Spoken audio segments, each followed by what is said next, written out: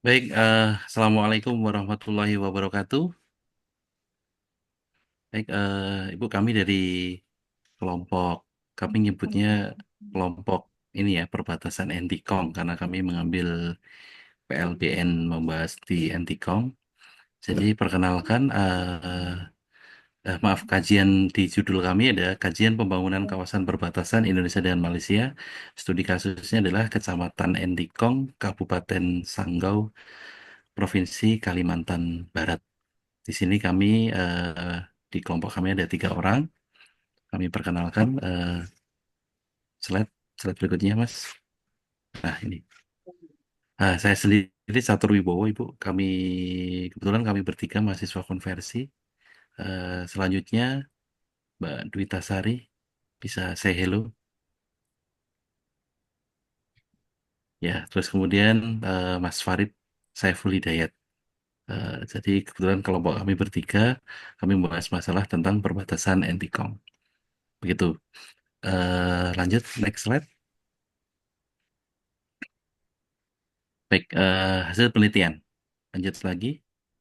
Latar belakang, jadi di wilayah perbatasan Indonesia memiliki peran strategis dalam politik, ekonomi, dan keamanan, namun masih tertinggal dalam infrastruktur dan kesejahteraannya. Contohnya, kami mengambil contoh di Antikong yang berbatasan langsung dengan negara Malaysia. Di sini menghadapi keterbatasan SDM dan fasilitasnya tentunya, fasilitas publiknya. Fokus keamanan juga belum optimal terhadap potensi ekonomi. Diperlukan kebijakan berkelanjutan untuk pembangunan serta berkoordinasi lebih baik dalam implementasi regulasi. Next.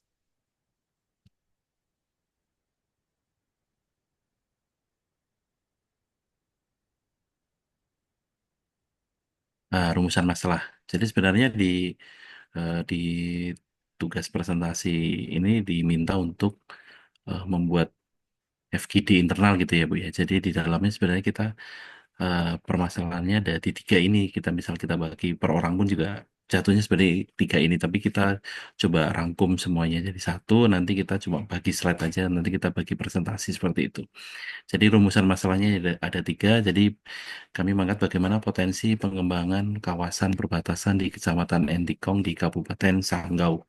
Kemudian apa saja tantangan dalam pengembangan kawasan perbatasan di Entikong. Selanjutnya, bagaimana pendekatan perencanaan yang sesuai untuk pembangunan kawasan perbatasan di Entikong. Next slide.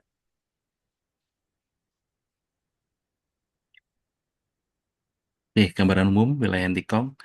Luas wilayahnya, Kecamatan Entikong terletak di Kabupaten Sanggau, Provinsi Kalimantan Barat, dan berbatasan langsung dengan negara Malaysia, tepatnya di Tebedu, gitu ya. Atau mungkin saya salah bacanya, nanti bisa dikoreksi. Luas wilayah kurang lebih di 506,89 km persegi. Jumlah penduduk pada tahun 2010 sejumlah 14.558 jiwa dengan kepadatan penduduk kurang lebih 28,72 jiwa kilometer persegi gitu ya. Kemudian administrasi wilayahnya terbagi jadi 5 desa, 18 dusun. Next.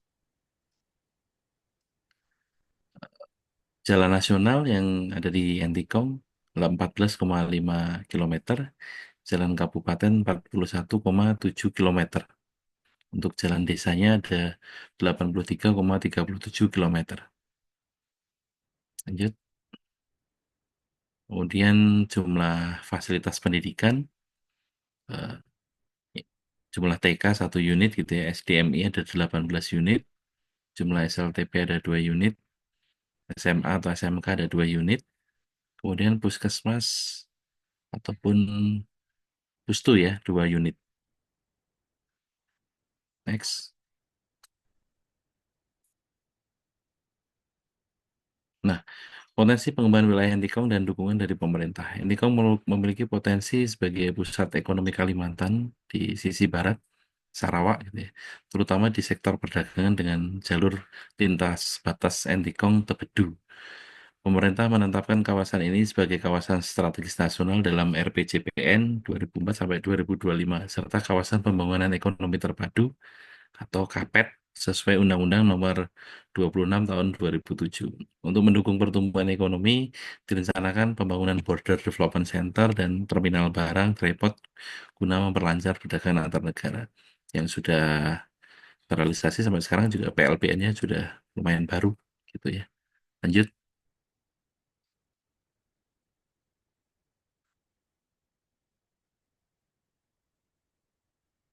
tantangan pengembangan kawasan perbatasan. Nah, tantangannya di sini ada saya sebutkan satu-satu.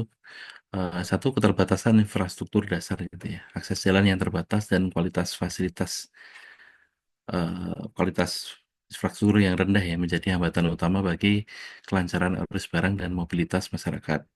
Yang kedua, kualitas SDM yang rendah, tingkat pendidikan yang rendah di kalangan penduduk setempat gitu ya, yang rata-rata yang menamatkan sampai di pendidikan SD gitu ya. Sehingga ini menghambat perkembangan sumber daya manusia yang mampu mengelola potensi ekonomi di daerah tersebut gitu ya. Jadi kurang optimal gitu. Kemudian yang ketiga, peran pemerintah yang minim gitu. Minimnya perhatian dan komitmen dari pemerintah pusat dalam pembangunan kawasan perbatasan serta penerapan kebijakan otonomi daerah yang dianggap masih belum memihak gitu ya, masih membuat perkembangan kawasan perbatasan menjadi terhambat. Keempat, potensi kriminalitas. Biasanya memang di daerah perbatasan gitu ya. Di sini kawasan perbatasan menjadi jalur masuk keluar perdagangan juga membuka peluang terjadinya perdagangan gelap, penyelundupan serta masalah sosial lainnya seperti traffic leaking gitu ya. Traffic leaking. Sorry. Oke, selanjutnya pembahasan kami selanjutnya kami serahkan ke Mas Farid untuk dilanjutkan untuk presentasi selanjutnya. Monggo, waktu dan tempat persilakan. Baik, terima kasih untuk waktunya untuk pembahasan ini.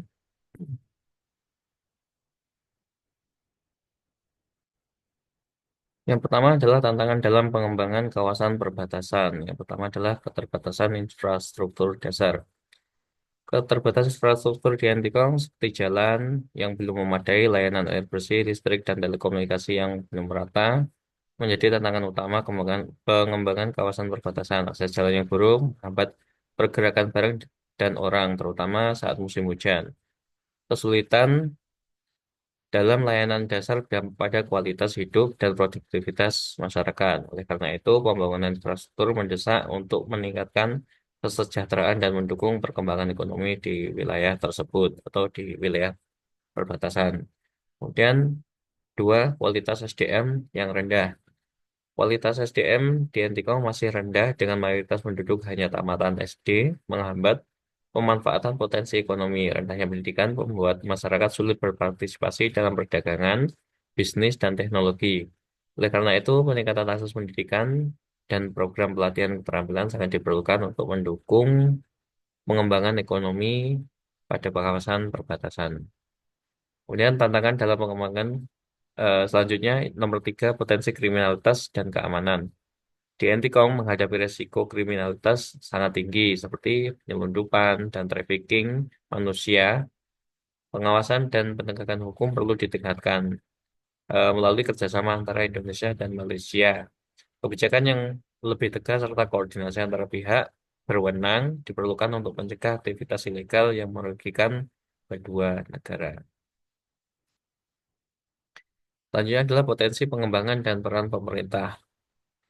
Potensi ekonomi dari perdagangan antar negara. Etikong berpotensi menjadi pusat ekonomi regional antara perbatasan langsung dengan Malaysia dan menjadi jalur utama perdagangan. Pintu lintas batas Etikong Tebedu mendukung ekspor impor barang, membuka peluang ekonomi bagi masyarakat.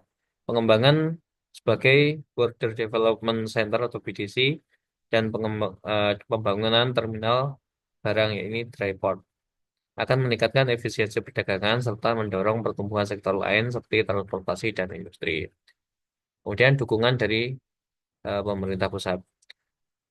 Pemerintah pusat berkomitmen mengembangkan kawasan perbatasan melalui RPJPN 2004-2025, menetapkan Entikong sebagai kawasan strategis nasional dan bagian dari KPET sesuai Undang-Undang Nomor 26 Tahun 2007. Berbagai fasilitas direncanakan seperti terminal barang dan infrastruktur transportasi Namun implementasi terkendala koordinasi pusat, daerah, dan keterbatasan sumber daya. Sehingga diperlukan upaya lebih lanjut agar kebijakan ini berjalan efektif. Kemudian pendekatan perencanaan yang tepat dan solusi pengembangannya. Pertama, yakni pendekatan perencanaan top-down. Pendekatan top-down planning adalah metode yang tepat untuk pengembangan kawasan perbatasan di Antikong. Pendekatan ini melibatkan peran utama pemerintah pusat dalam merencanakan, mengalokasikan dana, dan mengawasi pembangunan dengan tujuan memastikan koordinasi yang baik antara pemerintah pusat, daerah, dan sektor swasta. Hal ini membantu menentukan prioritas pembangunan secara jelas dan terstruktur serta mempermudah penanganan masalah seperti infrastruktur, peningkatan kualitas SDM, dan penegakan hukum di kawasan perbatasan. Kemudian ada teori perencanaan rasional komprehensif, yakni teori yang cocok untuk diterapkan untuk mendukung pendekatan top-down dalam pengembangan Antikong. Teori ini menekankan perencanaan yang komprehensif dengan menganalisis berbagai faktor seperti sosial, ekonomi, lingkungan, kelembagaan, dan keamanan. Pendekatan ini akan membuat perencanaan pembangunan di Antikon lebih menyeluruh, mempertimbangkan potensi dan tantangan yang ada, serta dapat disesuaikan dengan kebutuhan masyarakat setempat. Kemudian terakhir, rekomendasi pengembangan kawasan. Langkah pembangunan berkelanjutan di kawasan perbatasan. Yang pertama, infrastruktur dasar, yakni tingkat jalan, listrik, air bersih, dan telekomunikasi. Yang kedua, pendidikan dan SDM, yakni perbaikan pendidikan dan berikan pelatihan keterampilan. Tiga, penegakan hukum, perketat pengawasan, dan kerjasama dengan Malaysia. Keempat, kelembagaan khusus, yakni membentuk lembaga khusus untuk koordinasi yang efektif. Kesimpulan dan rekomendasi akan dilanjutkan oleh Saudara Nila. Silahkan. Ya, terima kasih. Eh, untuk kesimpulan kajian pembangunan kawasan perbatasan Indonesia Malaysia ini, yang pertama ada potensi ekonomi di Kecamatan Ekonomi berkat posisinya yang strategis sebagai pintu lintas batas antara Indonesia dan Malaysia, dengan sektor perdagangan sebagai penggerak utamanya. Yang kedua, tantangan pengembangan kawasan. Di Entikong sendiri menghadapi tantangan seperti keterbatasan infrastruktur, rendahnya kualitas SDM, potensi kriminalitas, dan pengelolaan kawasan perbatasan yang belum optimal, yang dapat menghambat perkembangannya. Lalu yang ketiga ada peran pemerintah dan kebijakan pembangunan. Pengembangan Entikong sebagai kawasan strategis nasional membutuhkan dukungan serius dari pemerintah pusat.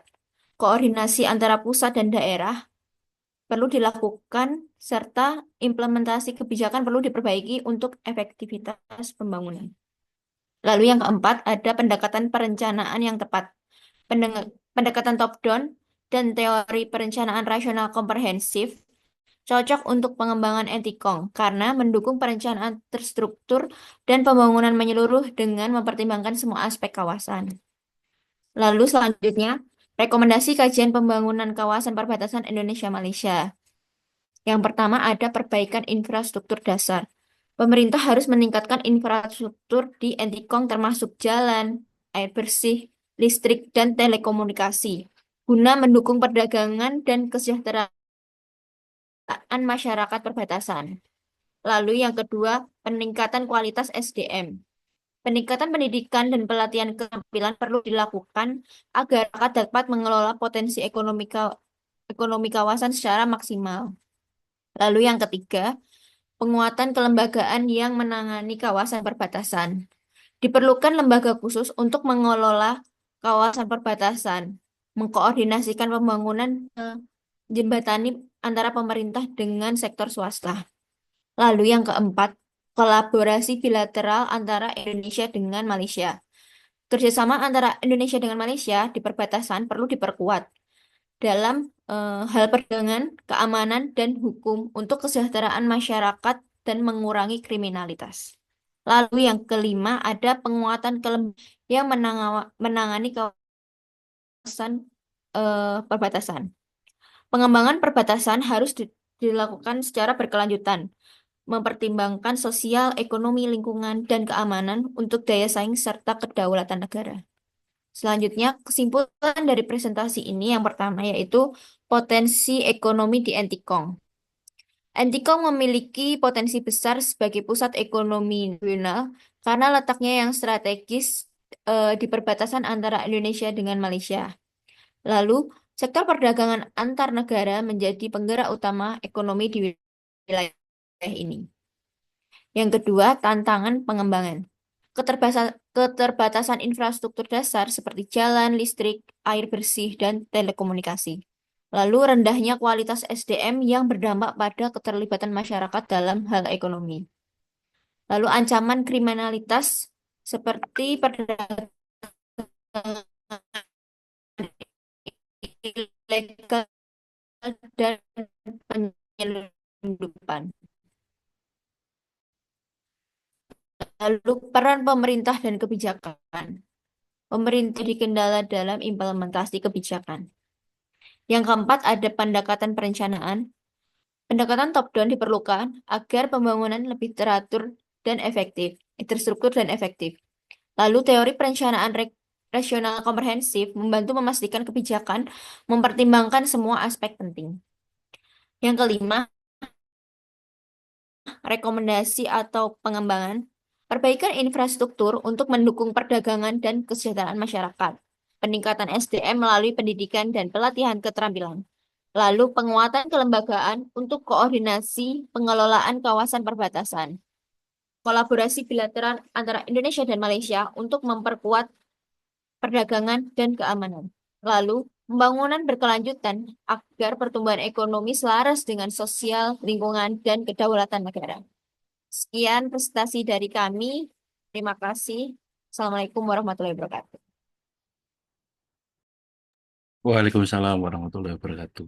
Baik, terima kasih rekan-rekan.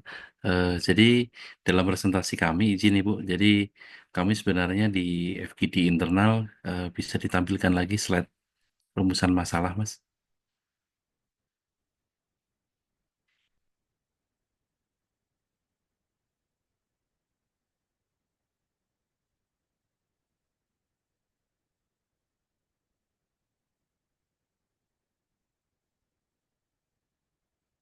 Nah, rumusan masalah.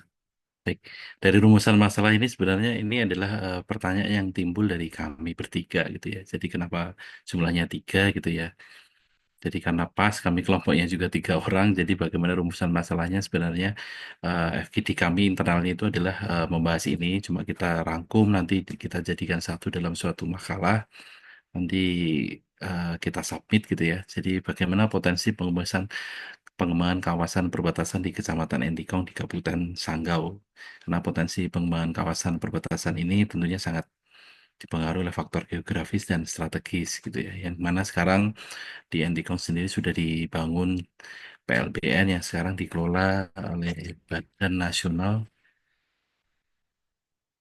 Badan Pengelolaan Perbatasan Nasional gitu ya sepertinya. Nah, kemudian yang kedua di urusan masalah yang kedua apa saja tantangan dalam pengembangan kawasan Entikong? Tentu banyak karena memang tantangan ini bisa menghambat gitu ya pengembangan kawasan perbatasan antara lain mungkin di infrastruktur yang belum standar gitu ya dibandingkan kota-kota yang lain, kemudian SDM masyarakat sendiri, kemudian kurangnya kelembagaan khusus yang menangani kawasan perbatasan. Kemudian yang ketiga, bagaimana pendekatan perencanaan yang sesuai untuk pembangunan kawasan perbatasan di Antikong. Nah, seperti yang tadi dijelaskan, memang eh, pendekatan perencanaan yang dimaksud tadi eh, sudah disampaikan Mbak Nila tadi ya, di kesimpulan di pembahasan akhir di situ bahwa memang perlunya adanya top down planning gitu ya. Jadi karena memang harus dari pusat gitu ya untuk menentukan cara penataan struktur yang lebih bagus gitu ya. Jadi akan lebih diterapkan akan menjadi lebih efektif dalam mengatasi permasalahan di kawasan perbatasan gitu. Jadi kurang lebih seperti itu dari kami. eh, Mudah-mudahan ini sudah mencukupi apa yang dipersyaratkan dari Ibu gitu ya. Kami cukupkan. Ada tambahan lain mungkin dari Mas Farid atau Mbak Nila? Ya, cukup. Sudah cukup ya. Kalau cukup, bagi kami cukupkan, kami sudahi presentasi ini. Kami tutup. Wabillahi taufik walhidayah. Wassalamualaikum warahmatullahi wabarakatuh. Waalaikumsalam warahmatullahi wabarakatuh.